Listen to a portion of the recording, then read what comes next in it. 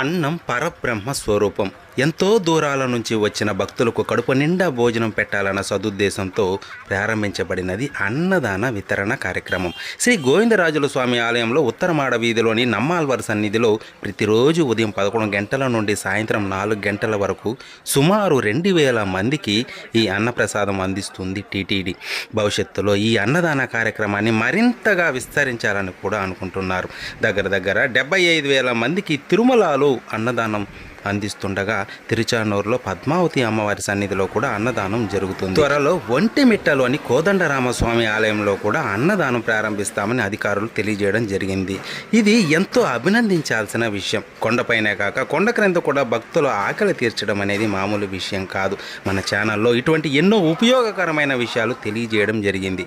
మీరు సబ్స్క్రైబ్ చేసుకోవడం వలన అన్ని విషయాలు మీకు తెలుస్తాయి. ఈ వీడియో పైన మీ అభిప్రాయం తెలియజేయండి. ఓం నమో వెంకటేశ.